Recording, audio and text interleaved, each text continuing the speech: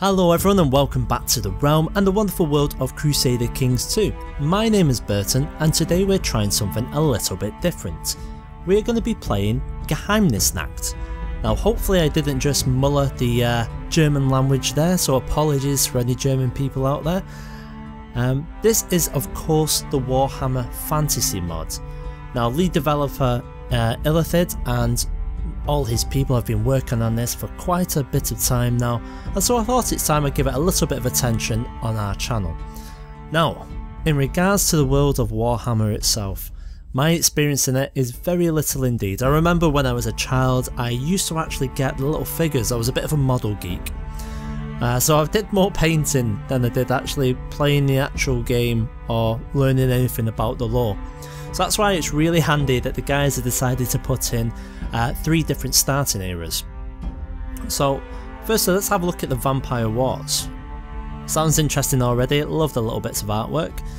So the turn of the millennium was a time of great change and upheaval in what was left of the Empire. It was heralded in an ominous fashion when the city of Mordheim was destroyed by a warstorm meteor at the stroke of midnight. Wow. Okay, for over 6 centuries the empires have been in a state of civil war, with each claimant to the imperial throne making war upon any who would deny their right to rule. This infighting would prove to have disastrous consequences. Interesting, so this is kind of like their War of 5 Kings scenario in a way. So that's number 1. Number 2 is Realms of Chaos. Now even I've heard a little bit about this, even in my model painting days. So the lands of the north are not just cold and savage. Beyond their merely mundane threats, the polar warp gates open to the realm of chaos and pulsate with foul vigour, mutating the landscape, empowering the evil and driving the righteous to madness. The barbaric Kurgan and Hung revel in the twisting energy, seeking the favour of the dark gods of chaos, whilst the Norskans reave their way south for plunder and glory. Those who resist these monstrous foes are certainly brave, as without their efforts the old world will certainly be ravaged. Alright, okay, so we're getting some interesting differences between the time periods, or between the starting point should I say, because right now it looks they're all the same time. And the next one is Blood of the Ancients. Now Blood of the Ancients in Ulthane. Apologies by the way if I'm getting any of these names completely wrong, like I say, I'm a novice. The Phoenix King Belhathor of Safe, or Sape, shoot me now, decided to send an expedition to the old world for the first time in centuries. Led by Finneber, Prince of Eotane, the expedition established contact and trade with many of the civilized nations they found there. In the cold Nagarath, Malkith, the Witch King, sent raiders and ambassadors to the 4 corners of the world, hoping to grow his wealth and influence and sabotage the efforts of the Phoenix King. Well, looking at the portraits here, have a guess who's the good one, who's the bad one? Right, so that's the scenarios anyway. So I think we'll have a little bit of play around and we'll have a quick look in the Vampire Wars. So who've we got? Vlad von Karstein. I'll take it he's the vampire because he's called Vlad. And a couple of randoms. You know what? Let's play as Vlad. He is apparently an emperor. So I think that's good for us to have a little bit of a mess about in this. Now the whole point of this video is just to see if there is, you know, if people do actually want to see more of it. Now judging by the effort that's been put into the modification so far, and I have played a little bit of it, I think it's worthwhile going ahead and possibly doing the series. Obviously I'll have to do my homework and you guys will have to tell me a lot of stuff about the world, about who to play as, what country, all those sort of things. Oh, so this is interesting, so we get gameplay options straight away. So there are 2 ways to play the Warhammer mod. Option A, players can marry outside of his race and no one can switch to another race's religion. Okay. Or option B, player only, this is not the AI, can marry outside of his race with some notable exceptions. It is possible for races to change religion, way of life, DLC seductions are also less restrictive. I think I'm even though I don't know a lot about this, I'm going to go purely canon experience. Oh, like The Walking Dead. For too long you have bided your time, now your great spell is complete. Oh, okay. I've raised an army of the undead to take the Empire.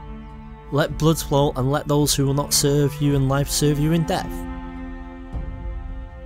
Well, I didn't know this was going to happen. Apparently, I've got a zombie army. So what? So, we've just declared war on Attila. Attilia, even. Right, before we have a look into that, let's have a look at the map itself. Well, firstly, it is it's actually quite large. I like this. Where is High King? It should be in here. Is that not a High King? I thought it was a High King here. I'm in the wrong time period. I don't know. So, Ulthane. Let's switch our view mode, shall we?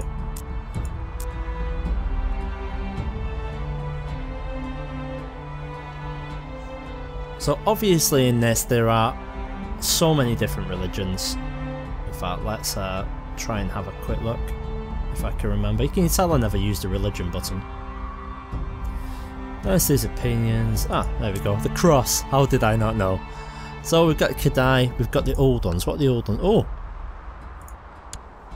That's the random lizard people. The Kadai are the guys who are fairly elven-like. Oh, Gork and Mork!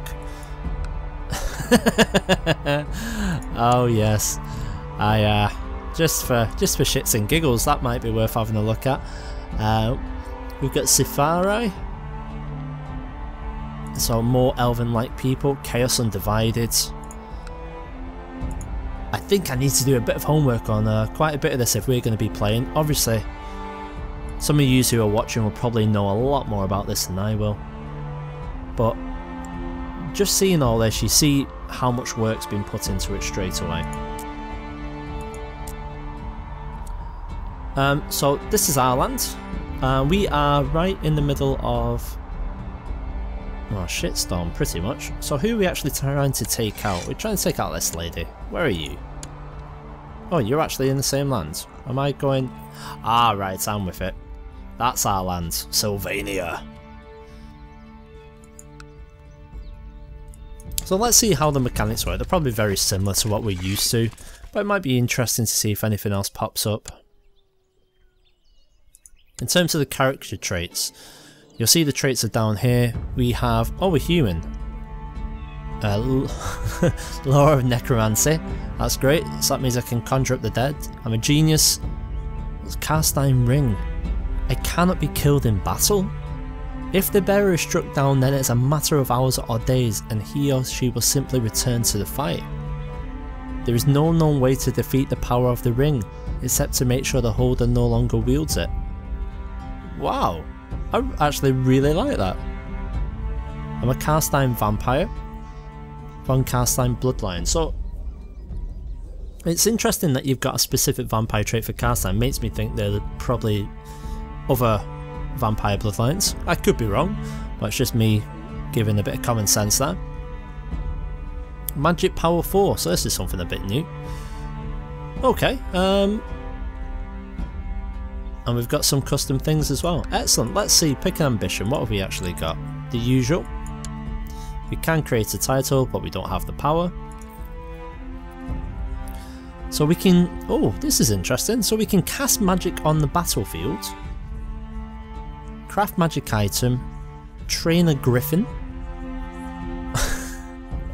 I like this. Obviously you've got slavery menus, it's good. They've all been customised as well, which is really nice.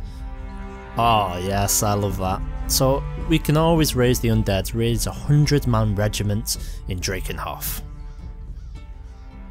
Oh, this is good. Show courtiers that can be turned or make a vampire heir. You know what, I like this already. A lot of differences there.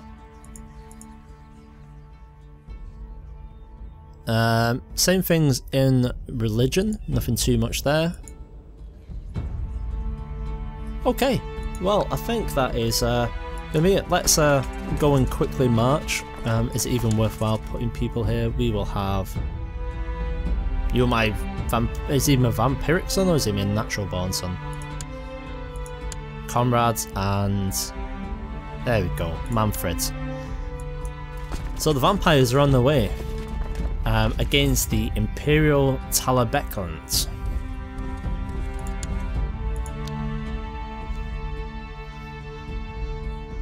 So it's always nice when you get out a new mod, especially one like this. It's had, you know, quite a lot of attention and love put into it. I'm sure it's been a very long and trying process for the development team, but you know, it is appreciated, guys. Looking at what you've done, I think I'm going to enjoy playing this quite a lot.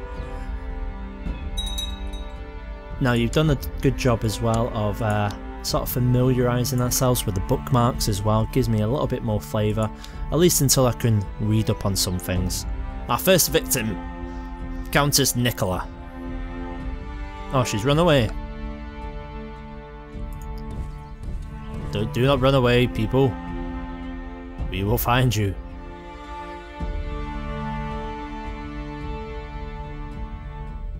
Now, I'd be interested to see if there's anything that we can do. I want to try and cast a spell. Can I cast a spell? Or do you have to be a wizard or something? Stop running away. Right. Don't want to choose a plot. We want to see what we can do. So, there we are. We're in the battle now.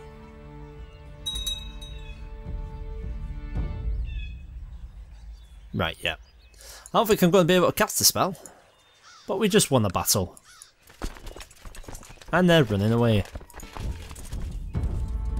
So where's the lady? Where's she actually based? I take it it's here. Yeah. We're going to go straight for it. We're going to see what sort of options we can get if we're able to actually take her.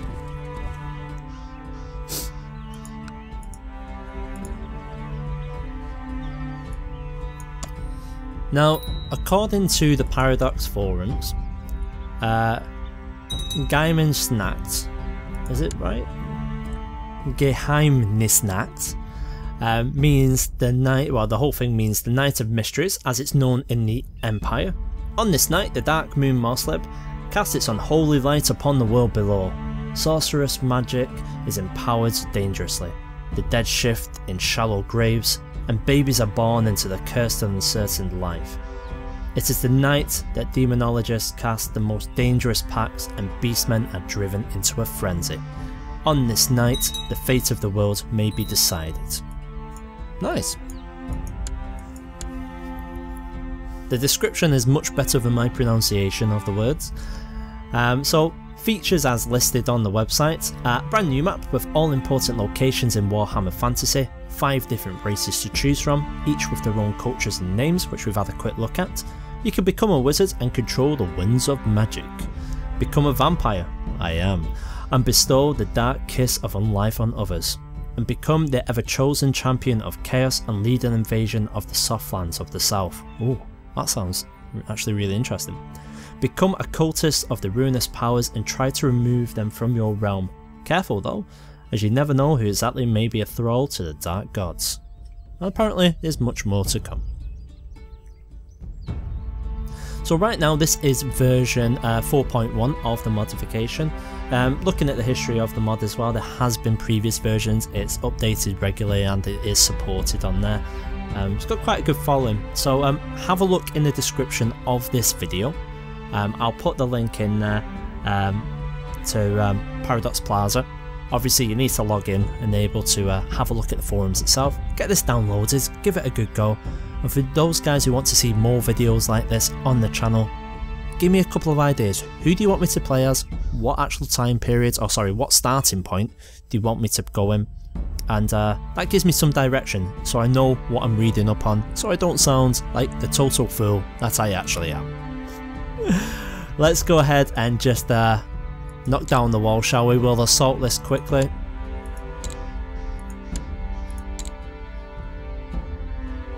So it's very rarely that when I'm in these sort of wars that I just go ahead and all assault. I'm normally quite tactical and conservative with my troops.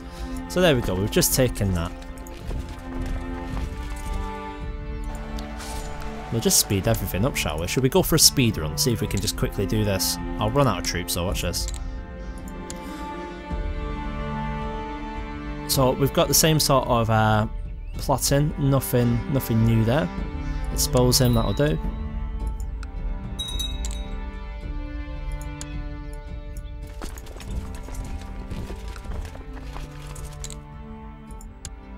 An outbreak of disease in the camps outside the walls. Yep, that's fine. So that didn't take too long. We're 50% on the war score right now, and we're just going to finish off this war, and then we're going to finish the video. Do not besiege the lands I've just taken. Are you kidding me? This guy's having a laugh. Don't like this. He's just running away from there. We go. Run no more.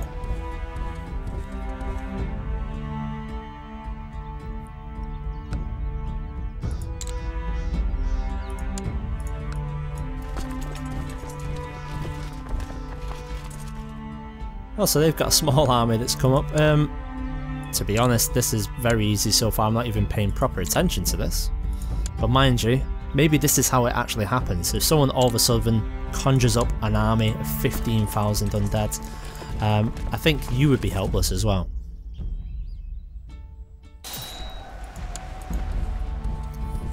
So 68%, this shouldn't be too much longer now. I'm just gonna storm this place.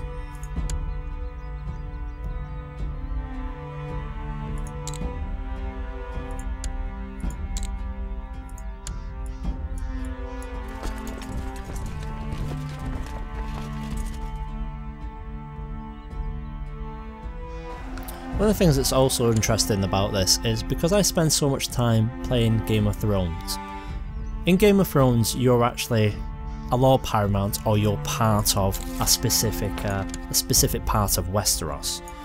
Now that means that the threats that come from outside your specific part are few and far between, unless there is an actual war for the Iron Throne or War of Independence, so on and so forth. Obviously with this, you've got so many different regions around you that wars can spring up pretty much any time, and that's the same in the vanilla CK2 and most of the mods. So it's nice to do something a little bit differently. To the heroic Emperor Vlad, we surrender. Okay, accept. So there we go, we've won that war. Is she in prison? She's not, but we won it. There we go. So that's the battle won. Sylvania have just expanded, taken over all of that now. So that's a little taster of this modification. Like I say, support the devs, go and download it, give them your feedback, and let me know if you want me to continue. Thanks very much for watching guys, and hopefully you'll see another one of these videos very soon.